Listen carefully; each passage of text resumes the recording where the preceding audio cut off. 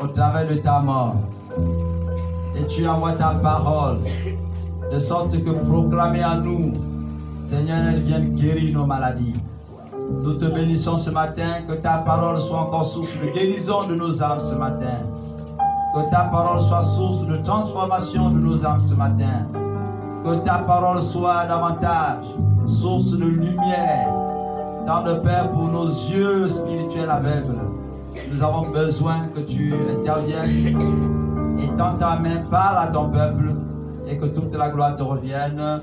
C'est au nom de Jésus que nous prions. Amen, amen, amen, amen. Voilà, je voudrais donc bonjour d'abord peuple de Dieu. Nous allons donc prendre nos Bibles dans le livre de Genèse. On va repartir donc au texte ancien. Genèse 31.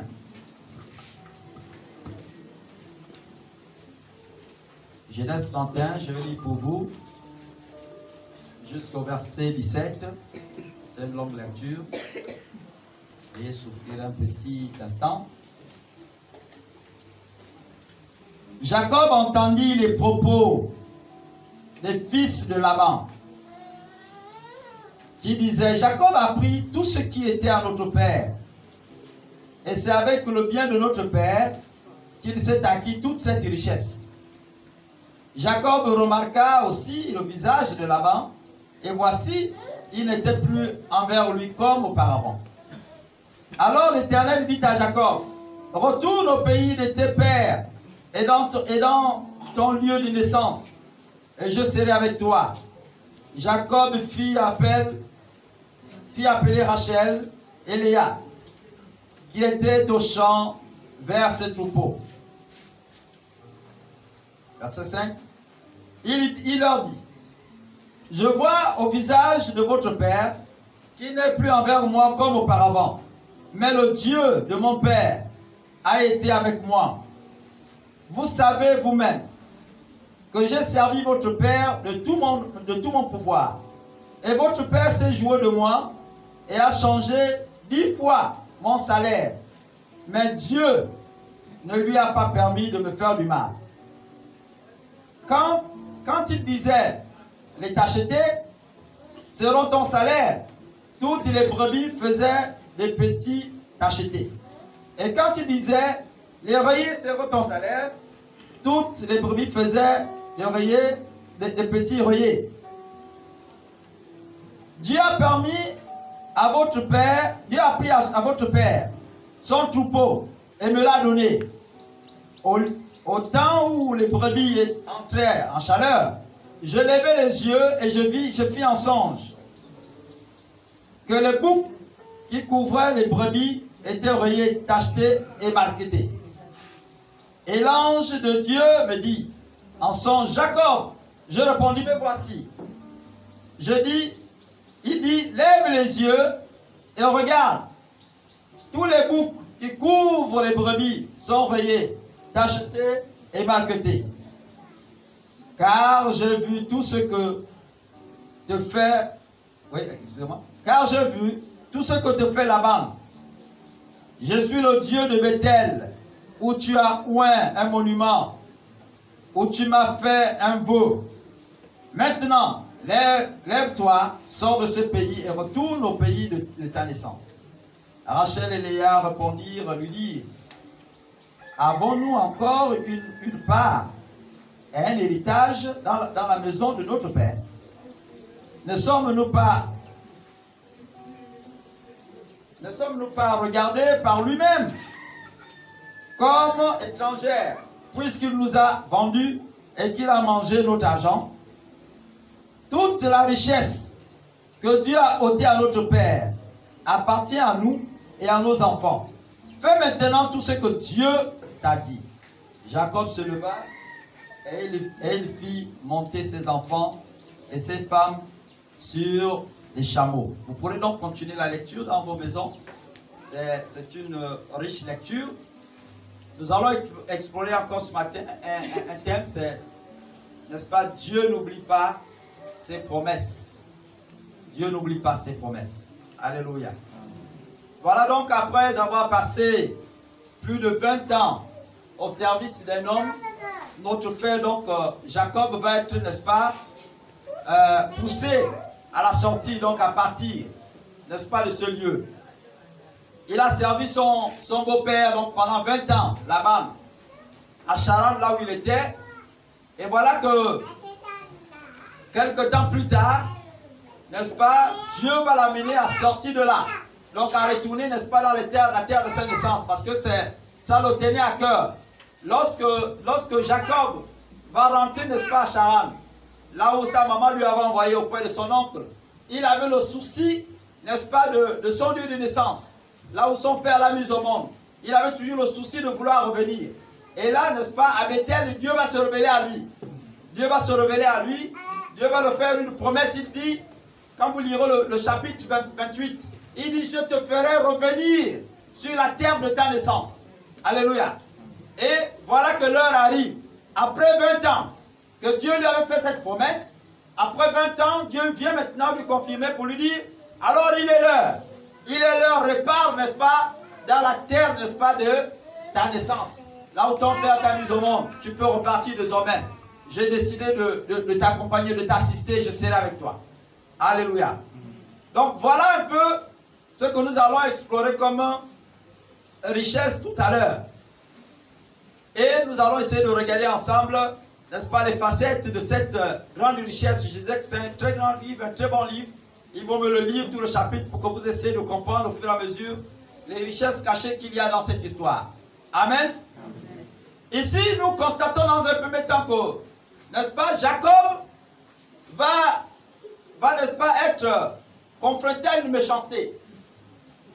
Le beau-père va le confier dans un premier temps le troupeau, qui n'était autre que son oncle en réalité. Donc va le confier le troupeau. Et quand il se rend compte que cet enfant avait une grâce particulière sur lui, et qu'il pouvait apporter une grande richesse dans son entreprise, le beau-père va trouver toutes les ruses possibles pour lui donner une femme. Il choisit une femme, n'est-ce pas, et là, le beau-père va lui ajouter une autre. Et tout ça pour gagner en temps sur lui et le permettre de travailler plus longtemps chez lui. Alléluia. Et Jacob va donc s'exécuter, parce que c'est vraiment ce qu'il voulait. Et quelque temps plus tard, il va dire à Jacob, il dit, bon, maintenant voilà comment ça va se passer. Comme tu as déjà pris tes deux femmes, tu les as déjà épousées, on va faire un deal.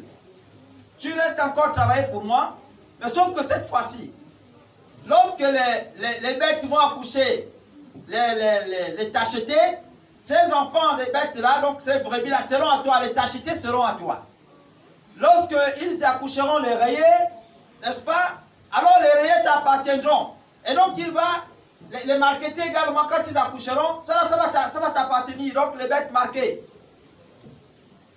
Excusez-moi. Et donc, n'est-ce pas, Jacob va aller dans la présence de Dieu. La Bible dit que lorsque son beau-père va le lancer donc cette espèce de défi, il va aller lever les yeux au ciel. Il va fixer son regard vers Dieu. En d'autres termes, il va, n'est-ce pas, prier l'Éternel. Alléluia. Il va prier l'Éternel et demander à Dieu comment faire. Et de là, n'est-ce pas, Dieu va le dire, Jacob, regarde, lève les yeux. Il dit, va voir l'ange. Toutes les fois que le beau-père lui disait, désormais les tachetés seront à toi. Il lève les yeux vers le ciel, il demande à Dieu et Dieu le fait voir. Il dit, voilà, tu vois tous les tachetés là, les mâles que tu vois là ne feront que les tachetés. Prends-les, fais-les accoupler et ils vont te faire des tachetés. Et là, n'est-ce pas, Jacob le faisait comme ça. Quand le beau-père se rend donc compte que les tachetés sont devenus plus nombreux, il ne serait plus comme ça. Maintenant, si ça fait des rayés, ils t'appartiendront. Jacob part, il lève les yeux vers le ciel, il intercède, et Dieu lui dit, voilà, tu vois tout ce troupeau, les mâles que tu vois là ne feront désormais que les rayés. Et quand le beau-père Laban se rend compte qu'il y a plus de rayés, il change, il dit non. Les marquetés, ceux qui ont les marques, ceux-là qui ont des marques là, si ils font les marques, Les bébés qui ont les marques, ça c'est pour toi. Et il part, il lève les yeux, Dieu n'est-ce pas intervient à sa faveur. Alléluia. Donc, la première chose que nous allons observer ici, la première révélation, parce qu'il y en a plusieurs, elles sont agréables pour certaines, mais elles sont aussi, on va dire, troublantes pour d'autres. Mais la toute première révélation que nous allons observer ici, là, c'est que notre frère Jacob ne fait pas selon que les hommes lui disent de faire. Est-ce que vous comprenez? Jacob veut intervenir en fonction de ce qu'il voit et de ce qu'il entend de Dieu. Alléluia. En d'autres termes, il suit les directives de Dieu. Amen. Quand vous lisez, n'est-ce pas, le verset 1 et 2, c'est un lecteur, le verset 1 et 2, Jacob suit les directives de Dieu. Il ne regarde pas, il n'écoute pas ce que les hommes disent. Mais il va, n'est-ce pas, se fixer sur ce que Dieu le commande de faire. Quelqu'un est prêt à la page? Verset 1 et 2. 31. Jacob entendit les propos des fils de Laban, qui disaient: Jacob a pris tout ce qui était à notre père, et c'est avec le bien de notre père qu'il s'est acquis toutes ses richesses. Jacob remarqua aussi le visage de Laban, et voici, il n'était plus envers lui comme auparavant. Alléluia. Alors l'Éternel dit à Jacob: retourne au pays de tes pères. Amen. Et dans ton lieu de naissance, et je serai avec toi. Tu es déjà à toi, frère. Arrête-toi là. L'une des choses qui va se produire, c'est que Jacob arrive, après avoir amassé autant de trésors, il va commencer par faire certains constats. C'est que lorsque il s'approche des fils de Laban, il écoute un discours qui devient difficile, radical à son sujet, hostile à sa personne. Alors qu'au départ, ces enfants-là ne parlaient pas comme ça de lui. Alléluia. Ils disent, Jacob s'est amassé tous ces trésors-là à cause du bien de notre père. Et là, il dit, oh, quelque chose est en train de se passer là. Et quand il tourne le regard vers son beau-père là-bas, il se rend compte que là-bas a fermé le visage contre lui. Il se rend compte que là-bas ne le regarde plus comme d'habitude. Le matin, quand il se lève, il ne dit même plus bonjour. Il sent que là, il y a un problème. Et là, tout de suite, il commence par percevoir des signes. Il sent une direction. Alléluia. Alléluia. Il sent que là, l'atmosphère n'est plus bonne. Il est là, ce n'est plus bien. Il rentre dans la présence de Dieu. Il dit, Seigneur, et là Dieu lui dit, Jacob, il est temps, et là nous sommes au verset 3. Il dit, il est temps, retourne, n'est-ce pas, au pays de ta naissance. Amen. Vous voyez, dans tout ce qui vous arrive, en tant que chrétien, Dieu vous oriente toujours vers une directive. Est-ce que vous comprenez ça? Vous pouvez arriver au travail, vous êtes un excellent bosseur, et que malgré le fait que vous soyez un excellent bosseur, vous vous rendez compte que vos collègues ne veulent plus vous sentir. Quand vous êtes arrivé au départ, il n'y a pas de problème. Mais à partir du moment où vous avez commencé à faire la démonstration que vous êtes capable de faire le travail, les collègues ne veulent plus vous sentir. Ils vont commencer par vous haïr. Commencez par voir ça comme étant une directive de Dieu. Alléluia. Amen. Le patron qui vous disait bonjour, comment ça va, chef? Alors mon fils, il t'appelait mon fils. Il commence par changer de front avec toi. Mais toi, tu es comme à toi. Hey, ça commence par changer, le ton change maintenant. Voyez ça comme étant un langage divin. Dieu est en train de vous parler. Alléluia. Amen. Donc tout de suite, il fait appel à l'Éternel. Il dit, je sens qu'il y a des mouvements normaux ici. Seigneur intervient. Et Dieu lui dit, C'est le moment, quitte ce pays. Je t'avais dit que je devais te ramener sur la terre de ta naissance, là où ton père t'a mis au monde. Maintenant, il est temps. C'est vrai que tu as passé plus de 20 ans ici, maintenant je t'ordonne de quitter ce pays. C'est le moment de partir. C'est en ce moment-là que le frère prend ses bagages et il embarque sa famille. Vous comprenez ça? Mais il le fait de manière subtile parce qu'il fuit son beau-père. Il attend que le beau-père pète le troupeau qu'il avait et il reste derrière, il prend sa femme et ses enfants, il les met, n'est-ce pas, sur les chevaux et il s'en va. Donc l'une des choses, la première révélation ici, c'est que Jacob, n'est-ce pas, va avoir la révélation de la directive de Dieu. Dieu va lui donner une révélation. La révélation ici, bien aimé, ça peut être un concours de circonstances. Vous comprenez? Une révélation, Dieu peut t'orienter par circonstances. Vous pouvez arriver aujourd'hui, par concours de circonstances, vous croisez quelqu'un que vous ne connaissez pas. Vous croisez quelqu'un que vous ne savez vraiment, mais pas du tout. Aujourd'hui, vous avez fait sa connaissance et puis Dieu fait en sorte que, bon, pour nous autres, par exemple, qui faisons la brousse, j'ai l'occasion de rapporter du poissonnier. Grand frère mange le poissonnier que je ne connais pas.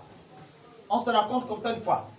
Et puis, quelques 2, 3, 4 mois, peut-être un an après, je trouve ce monsieur-là, celui qui est directeur de la société dont mon fils a déposé un dossier là-bas.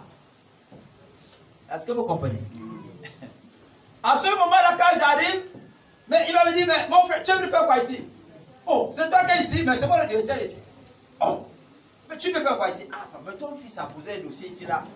Depuis là, de temps en temps, je viens regarder, machin, tout ça là, comme lui-même il n'est pas là. Donc, de temps en temps, il m'envoie là de venir déposer tel document, venir regarder. Ah bon, oui. Le nom du fils, c'est qui? Oh, tel. Comment on appelle le nom? C'est dans quel bureau il est déposé? À tel endroit, à tel endroit, à tel endroit. Dès qu'il arrive là, il regarde le nom du fils est là. Et tout de suite, il dit, ça c'est pas un problème. Ça c'est mon frère. C'est mon fils direct. C'est mon sang. Donc, tout le temps, c'est toi, c'est moi-même. Mais ça te fait un problème. Repasse demain. En tout cas, comme c'est toi là, sache que l'enfant est déjà embauché. Est-ce que vous comprenez? C'est par concours de circonstances, j'ai croisé ce directeur-là. Je ne savais même pas qu'il est directeur.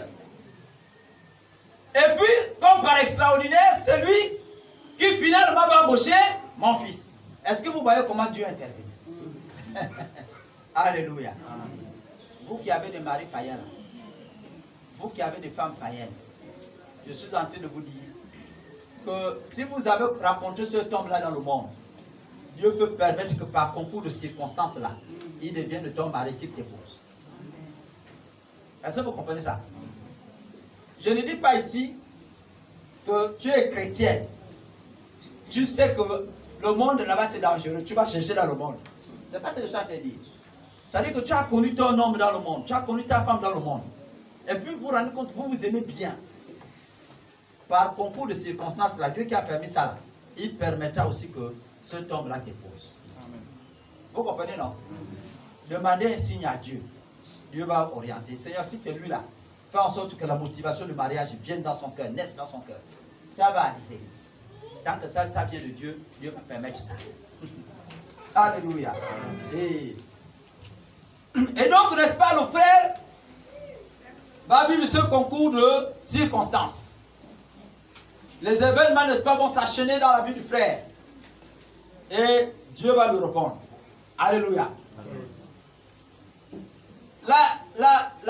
La deuxième des choses ici, ou encore la deuxième révélation, c'est que Dieu lui-même va parler à Jacob.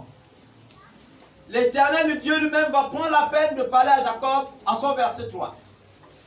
Après que Jacob ait prié l'Éternel et que Dieu lui ait montré la direction à suivre, Dieu va lui parler clairement. Alléluia. Dans tout ce que nous faisons en tant qu'enfants de Dieu, si nous voulons voir la grâce de Dieu se répandre, si nous voulons voir les promesses de Dieu agir dans nos vies, nous avons besoin d'entendre la voix de Dieu.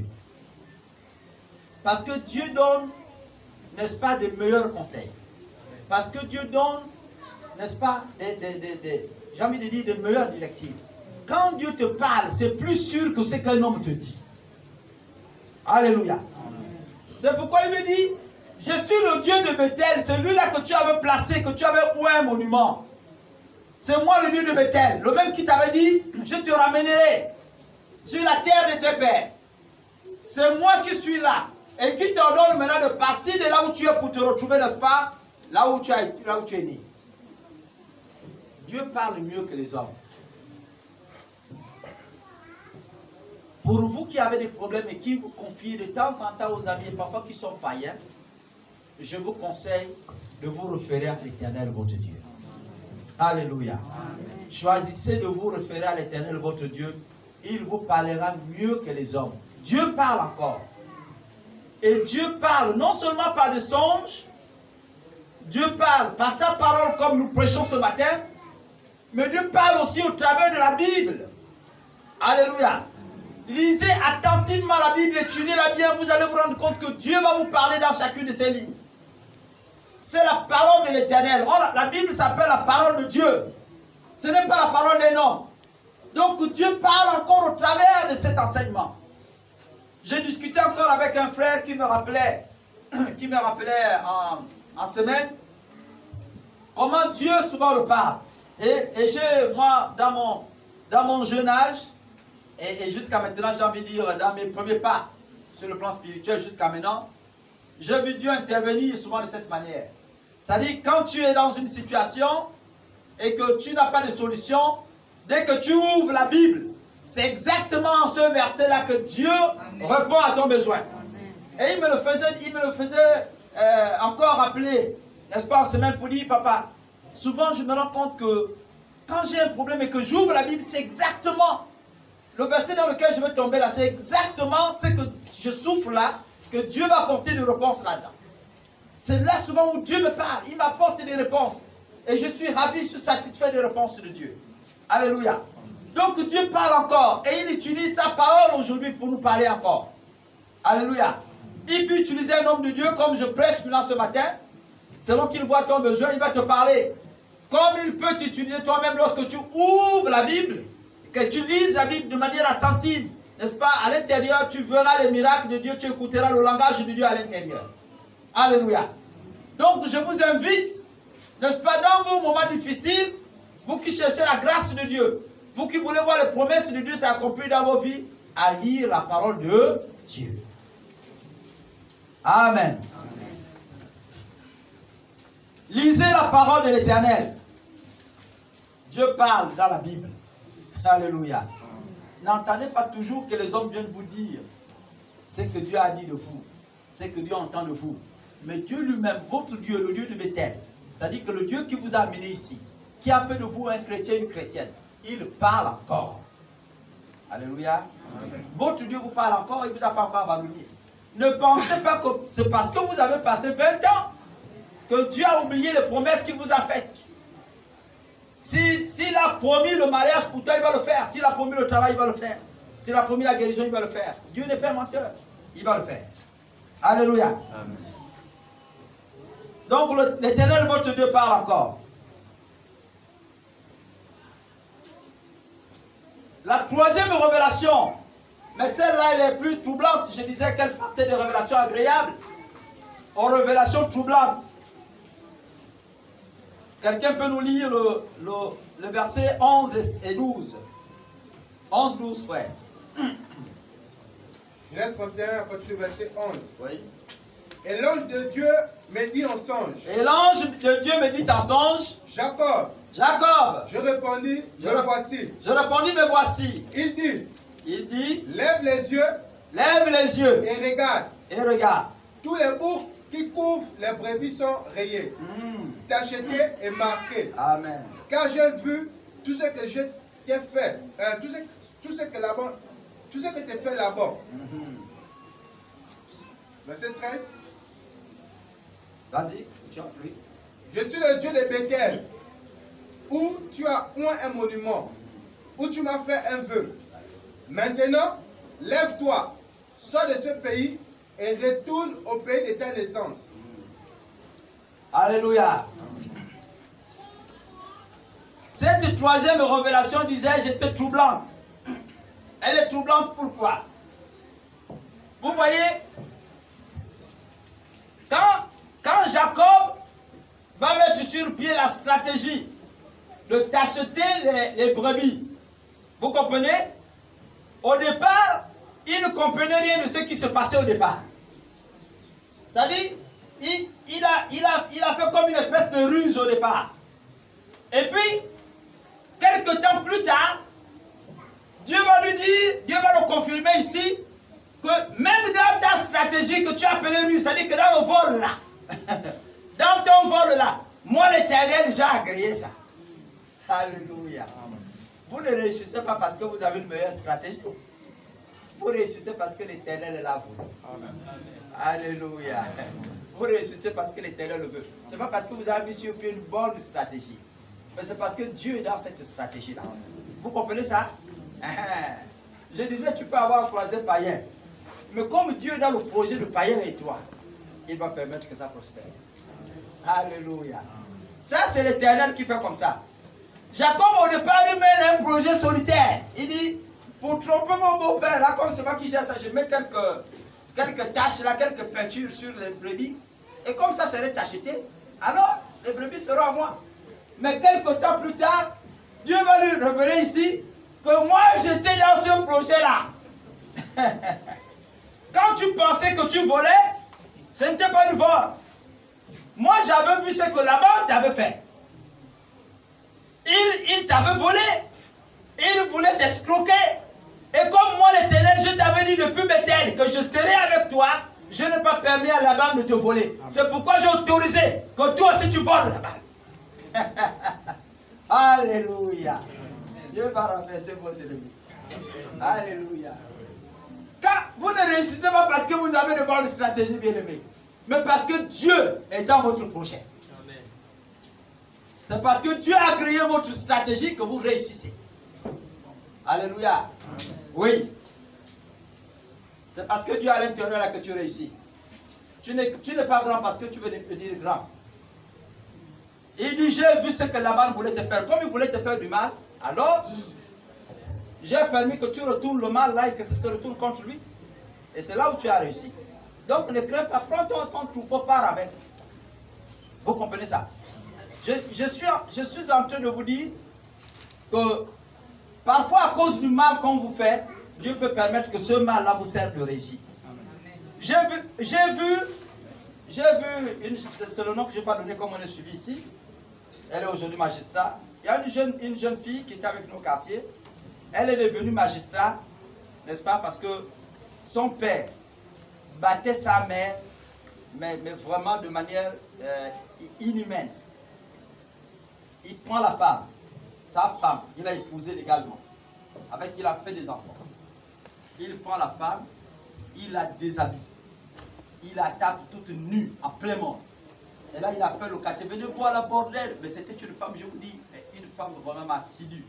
Cette femme-là, je ne sais pas si elle avait même un copain dans le quartier, pour nous qui grandissons, elle était assidue à un degré, peut-être parce que le mari était tellement violent qu'elle avait peur même d'avoir un copain, je ne sais pas trop.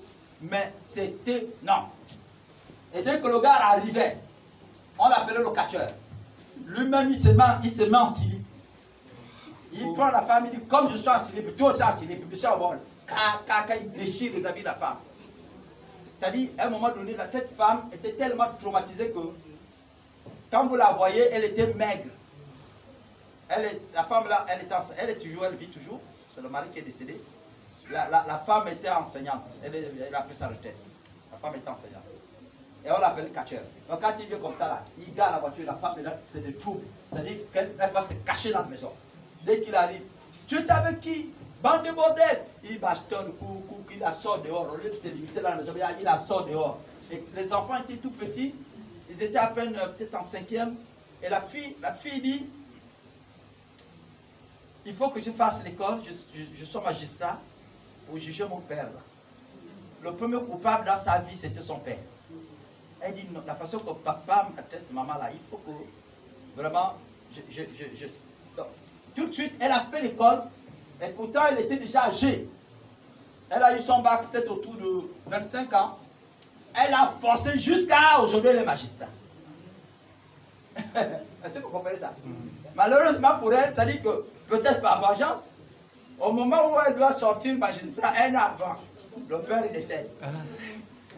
Le père décède là, il n'était plus avec sa mère. Donc il a laissé la mère est partie chez elle, ils étaient tous mariés légalement. Et puis, il a pris une autre femme. Il a mis une autre femme à la maison. Et finalement, c'est cette femme-là qui a participé à son départ précipité.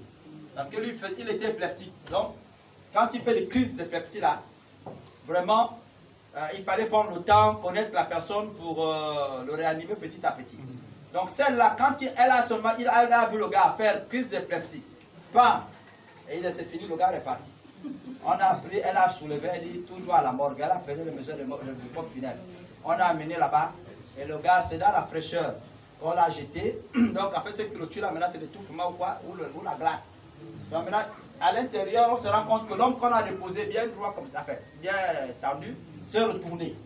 C'est-à-dire, il s'est débattu, il s'est réveillé avec certainement la fraîcheur, il s'est débattu et puis on le retrouve, n'est-ce pas, dans le cercueil, total, dans le casier, totalement renversé. Et c'est là qu'on se rend compte. Quand on pose la question, mais on l'a posé, on dit, mais lui, il était épileptique. Quand on vous amène la personne, qui vous amène la personne, non, c'est la dame telle, machin, tout ça. Attends, il était épileptique, il fallait juste le réanimer, tout ça, machin, prendre le temps, petit à petit, et puis comment? Elle n'a pas su comment faire. Le propriétaire du mari connaissait comment gérer son mari. Quand il fait la crise longuement, elle entend, elle sait ce qu'il faut faire pour réveiller le mari. Maintenant, elle qui est arrivée là, elle a chassé les enfants et la femme. Et du coup, elle est restée avec le mari, elle dit c'est désormais mon territoire, comme j'ai les besoins durs. Il y a les loyers partout. Là maintenant, c'est mon temps, mon règne est arrivé. Dès qu'il est tombé par, c'est fini, le gars est mort. Il vient de faire crise cardiaque. Elle a soulevé tout droit à la maison. Et tout de suite, elle a formé les parents, il est mort, pourquoi? On vient regarder, le gars s'est retourné dans le casier là-bas. Vous comprenez ça? Donc, à cause, l'élément que je voulais souligner ici, c'est qu'à cause de la difficulté que cette jeune fille a traversée, elle a été obligée de faire des études. Elle a été obligée de faire des études au point où, n'est-ce pas, elle est arrivée à sortir magistrat. Je crains pour elle qu'elle n'ait pas de la haine pour les hommes violents. Si vous tombez sur ce type de magistrat-là, tu es quoi, violent? Une femme a mené une joue gonflée, c'est toi qui l'as tapé. Vous prenez ce gars-là, mettez-le en prison. C'est-à-dire qu'avant de te juger, tu vas repartir là-bas. Parce que ce qu'elle a vécu elle-même dans son enfance, il n'y aura pas de calcul. Tout de suite, elle voit l'image de son père. Tu vas d'abord aller dormir là-bas. Elle doit se taper lui bien, comme il a tapé la femme, le moumoudé. Tu vas souffrir là-bas pendant 4 heures de temps. Vous comprenez ça? Donc, mais elle a pris à cause de ça. Ça l'a poussé à faire l'école. Nous-mêmes, n'est-ce pas, la maison dure que vous voyez chez nous là-bas, on l'a construite là par défi. Au départ, on voulait construire une maison en demi-dure. On avait fait couper le bois en brousse, tout le bois a été coupé. Et puis, une de nos marates arrive, la femme d'un de nos papas arrive, comme on avait une vieille maison prête à s'écrouler, en tout cas, le moins de vent et la moins de pluie emportaient cette maison. Elle arrive, elle dit, ceux-là, donc elle se moque de nos pères, enfin papa et maman. Et elle dit, ceux-là, la prochaine pluie là, on va les enterrer tous avec les enfants là-dedans. Ça va, il y a quoi, et quand elle parle comme ça, elle ne parle pas en cachette, hein. Elle parle ouvertement. Vous savez que les gens qui ont leurs moyens là, ils sont imbus d'orgueil. Hein. Elle va te dire ce qu'elle dit. Et si tu veux même lui porter plainte, elle prend les avocats et te croit là-bas, même si tu as raison. Donc, elle fait ce qu'elle a fait, et c'est comme ça que, comme par extraordinaire, Dieu va ouvrir les portes. Quand Dieu nous ouvre les portes, on a dit, on ne fait plus une maison en demi-dure. On va faire une maison en dur. Et Dieu a fait en sorte que cette maison-là, on la termine sur un délai de moins 1 mois. Sur un délai de moins 1 mois. Personne ne s'entendait. C'est-à-dire que les planches qu'on avait achetées pour cette maison-là, ça a servi à faire autre chose. Ce n'était plus pour, n'est-ce pas, la construction de la maison. Alors que nous avions prévu faire une maison de 4 chambres, n'est-ce pas, en demi-dur. Dieu a permis qu'on fasse une maison de 4 chambres, n'est-ce pas, en dur. Alléluia. C'est la maison que vous voyez là aujourd'hui. Donc, par défi. Ce qui fait que quand le grand frère arrivait me donner comme ça, il dit voilà 3 millions. Va gérer les achats. Je devais m'arranger de telle sorte que même les réductions que je devais obtenir à l'intérieur devaient servir pour achat à l'intérieur. C'est-à-dire avoir l'honnêteté, l'intégrité la plus absolue, faire en sorte que tout cet argent-là serve à construire cette maison. Jusqu'au dernier centime. Et quand lui-même était essoufflé, dépassé, et que j'avais la possibilité d'avoir moi aussi les moyens, je faisais en sorte que les travaux ne s'arrêtent pas, que Dieu intervienne toujours, et cette maison a vu le jour. Elle est là aujourd'hui. On a logé, maman a dormi à l'intérieur. Au moins, il a fait de 2-3 mois. Après, elle a préféré dormir dans ses baraques. Et toi, il dit, papa, je me sens bien dans mes maisons en terre battue. Cette fête-là, j'ai déjà vu. Je ne dormirai plus dehors. Ma maison est déjà été construite, j'ai vu. Donc, je n'ai plus besoin de tout ça là. C'est son mari qui est resté à dormir là. À un moment donné, jusqu'à ce qu'il soit lui-même décidé d'aller dormir derrière. Vous savez que les vieux là, ils sont compliqués. Aux histoires de modernisme là, ils ne sont pas là-dedans. Vous comprenez ça? Si vous prenez ces vieux papas là, vous les mettez, vous l'enlevez du village, vous l'amenez ici. Vous essayez de le tuer. Vous comprenez? Donc, ils sont vraiment habitués à leur monde au point où, dès que vous l'enlevez de ce milieu, il n'est plus lui. Vous changez sa nature. Alléluia. Et ça nous a permis de construire cette maison-là. Il y a donc des situations comme ça dans votre vie où le mal va arriver. Dieu va permettre que le mal arrive. Mais ce n'est pas que Dieu ne voit pas ce mal-là. Mais il permettra que ce mal-là arrive pour vous grandir. Pour que ces promesses s'accomplissent dans votre vie. Alléluia. Amen. Donc parfois en tant qu'enfant de Dieu, n'ayez pas crainte, n'est-ce pas, de passer par le mal. N'ayez pas crainte de passer par le mal. Dieu va vous le permettre pour que, n'est-ce pas, ces promesses s'accomplissent en vous. Vous savez, quand on se moque de vous, même à l'école, ça c'est un bétail, il ne comprend pas les mathématiques, le gars là c'est un bétail. À un moment donné, vous êtes obligé de faire plus d'efforts. C'est-à-dire que vous chercherez à trouver les meilleurs amis qui s'y connaissent dans les mathématiques, voir les professeurs qui s'y connaissent, vraiment me les supplier pour que vous ne soyez plus l'objet d'une moquerie. Quand mon fils se trouvait en première année, il vient me voir, je regarde les notes de l'enfant, ça va dans tous les sens. Et pourquoi tu ne fais pas ça? Et puis il pleure, il me répond en pleurant, il dit, mais papa, je ne comprends pas. Papa, c'est parce que je ne comprends pas. Et quand je le vois pleurer, ça me faisait mal. Je dis, comment l'enfant ne comprend pas? Il n'est pas bête. Et à ce moment, on a commencé par lui faire une discipline. D'abord à la maison où il fallait absolument, si madame n'est pas disponible, je dois m'arranger à être disponible pour l'enseigner quelque chose. Et d'autre part, il fallait qu'on mette les moyens pour lui prendre les répétiteurs.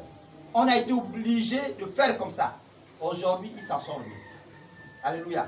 On s'est rendu compte que son niveau d'instruction a augmenté considérablement.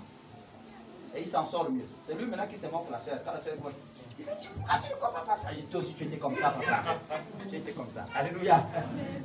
Et donc, voyez-vous que la difficulté vous pousse à aller de l'avant. La difficulté vous poussera à aller de l'avant.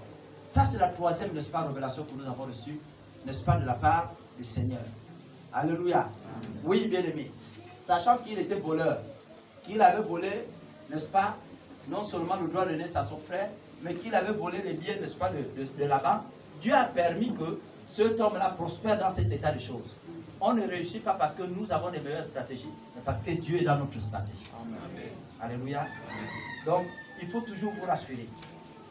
Faites des choses qui, lorsque ça vous arrive, la douleur vous arrive, si vous êtes dans le plan de Dieu, si vous ne vous reprochez pas, Dieu permettra que quelque chose se passe en votre faveur. Amen. Alléluia. Amen. Donc n'ayez pas crainte de souffrir. Alléluia. Si vous êtes dans des rivalités, vous savez, quand une femme a une valeur, ou un homme a une valeur, n'ayez pas crainte des rivales. Ne craignez pas les rivales. Même si elle brille comme qui. Ce n'est pas tout le monde qui supporte les caprices des hommes. Hein. Nous, on est bizarres. Nous, les hommes là, on est bizarres. Et notre bizarrerie va avec le commandement. C'est-à-dire que tu n'acceptes pas ton tort. C'est ça qui est dangereux chez nous. Nous encore, on peut soumettre. C'est-à-dire qu'à un moment donné, tu prends la position de chef et puis tu soumets la femme à ta décision. Or, toi, tu n'acceptes pas de te soumettre à la décision de la femme. Même quand elle a raison. Ben, écoute, c'est moi l'homme ici, c'est moi qui commande. Hein. C'est pas toi qui prends la décision ici. C'est quoi cette affaire-là? Tu vas commencer par prendre ton droit de chefferie et autres, tout même dans le tort. Donc ce n'est pas n'importe qui supporte un homme. L'homme est difficile à supporter. Donc quand ta soeur vient là, elle dit, moi, c'est lui. C'est lui là que tu as trouvé. Oui, c'est pas un problème. Soulève d'abord le caillou que je soulève là. Quand tu seras fatigué, tu me diras. Alléluia. Tu soulèves. C'est comme les hommes aussi. Les femmes aussi, c'est pas facile. C'est pourquoi le mariage n'est pas donné à tout le monde. Hein? Quand vous verrez certains se marier, l'autre ne pas se marier là. Parfois, ce n'est pas la malédiction, ce sont les comportements. La vraie malédiction que nous avons même dans l'échec de mariage, ce sont les comportements. Une femme, elle va te prendre aujourd'hui. Tu quittes, tu bois le vin, tu pisses au lit. Tous les jours comme ça. Quelle est cette femme-là qui va accepter la vivre avec la toilette dans la chambre avec un homme? Donc, ça dit que ta chambre devient toilette. Elle va accepter ça comment? Tous les jours, l'odeur de Jésus, ce n'est pas pour un enfant, c'est pour un adulte. On sait comment c'est compliqué. Nous-mêmes, quand on arrive dans les douches, là, tu as fait erreur, l'urine est passée à côté. Si tu ne verses pas vite l'eau là, toute la chambre est gaspillée. Donc, ça, vous pouvez imaginer encore le vin, c'est-à-dire l'odeur de vin. L'urine s'est fermentée là-dedans. On ne peut pas respirer dans la maison. Donc, un homme comme ça, là, vous pouvez être sûr que les femmes vont essayer, mais elles ne pourront pas se marier avec lui. On va fuir. Alléluia. Tu viens là, tu veux compter le morceau de viande. La femme a amené les enfants ailleurs. Toi, tu veux compter le morceau de viande. 1, 2, 3. Attends. Tu as quel problème? Tu as un souci? Non, mais il y a des hommes comme ça. Vous avez des comportements de ce genre-là. Moi, je suis avec un de mes fils. Nous étions en brousse. Nous étions en brousse en semaine. Et la femme a profité pendant qu'il n'était pas pour m'expliquer un peu les situations qu'elle vit, qu'elle traverse. Elle est aujourd'hui dans un foyer avec mon fils en question. Et puis, monsieur n'accepte pas que les enfants de la femme soient là. Donc, elle vit dans ce foyer sans la présence même de qu'un de ses enfants. La plupart, elle en a fait 5, elle m'a dit, 4 sont à l'extérieur du pays. Et puis, c'est une seule, c'est la fille qui est là, mais elle a été obligée de louer. Parce que monsieur n'accepte pas les conditions. Une femme comme ça, même si elle voulait t'épouser, c'est-à-dire quand elle regarde là, elle va réfléchir 2 fois. Elle est là peut-être parce que, bon, il y a la faim, tu crées quelques conditions pour qu'elle reste d'abord. Mais le jour, tu peux te rassurer que dès qu'elle aura trouvé mieux quelque part, elle va sauter, elle va partir. Parce qu'au bout de vie, tu chasses des enfants. Pour toi, elle garde. Ils sont malades, là, c'est elle qui sort de son argent pour soigner tes enfants. Tu refuses. Est-ce que ça là, une femme peut accepter dans ces conditions? Vous voyez? Et donc, je me réservais un temps. J'ai dit, quand le moment sera arrivé, je vais discuter tranquillement avec mon fils. Mais j'ai commencé à lui briefer le sujet pour lui dire, mon fils, c'est ton oncle ton père qui m'a instruit. J'ai été enseigné par ton père. Et voilà ce que ton père m'a dit en ce qui concerne la femme. Il m'a dit, papa, je comprends, tu parles en parabole. J'ai dit oui. Mais c'est ton père qui m'a donné cette sagesse. Il dit merci, j'ai compris. J'ai dit, il faut bien réfléchir. L'enfant de Trouille s'est baladé avec nous ici dans les bourses. S'il arrive, il a un serpent de mort, il meurt avec nous ici. J'ai justifié ça comment? Tu vas me prendre, papa va parler devant, je parle comment? Il faut bien réfléchir. Ou tu la laisses d'abord au village, elle reste au village. C'est où on règle les conditions là. Il me dit, papa Mayou. Vous comprenez ça? Et donc, j'entends discuter tranquillement, tête reposer avec lui pour qu'on tire des conclusions. Mais, dans le mal, Dieu permet toujours que, n'est-ce pas, la grâce, n'est-ce pas, se manifeste dans vos différentes vies. Pour conclure, je suis en train de conclure, rassurez-vous. Après avoir écouté Dieu, je voudrais vous dire une chose ce matin, c'est que alors que vous pouvez tous voir les prouesses de notre frère Jacob, combien de fois Dieu a utilisé Jacob, je voudrais vous dire que Jacob ici, c'était un chrétien. Est-ce que vous comprenez? Donc il avait la nature de fils de Dieu, d'enfant de Dieu, comme vous et moi. La Bible ne dit pas que Jacob était un païen, c'était un appelé de Dieu. Comme vous et moi sommes appelés de Dieu. Alors que nous pouvons vanter les mérites, les gloires de Dieu dans la vie de Jacob. Si tu n'as pas encore fait, toi, dans ta vie, le choix de Jésus, je t'invite rapidement à choisir Jésus dans ta vie comme sauveur. Quand je dis rapidement, je ne te l'exige pas, mais je te présente l'importance de ce Jésus dans ta vie. Si Jésus est ton sauveur, s'il est ta priorité, la grâce de Dieu sera sur toi. Si Jésus est ton sauveur et qu'il est désormais ta priorité et que tu as la nature d'enfant de Dieu, ce qui est sûr, c'est que toutes les promesses que Dieu a annoncées à ton égard, dans la parole de Dieu, ça va s'accomplir dans ta vie. Amen. Alléluia. Jacob n'était pas païen, il était chrétien. Mais pour qu'il rentre en possession de ce que Dieu lui a donné là, voilà les étapes qu'il a dû franchir. Il est passé par toutes sortes de révélations, jusqu'à arriver aux prouesses les plus troublantes. Un voleur qui va quand même avoir la grâce de l'Éternel. Mais parce que Dieu était avec lui, et parce que Dieu était dans son projet. Si vous associez Dieu dans votre course réussira. Vous finirez à la tête de ce championnat. Que l'Éternel Dieu donc vous bénisse et qu'il bénisse sa parole. Amen.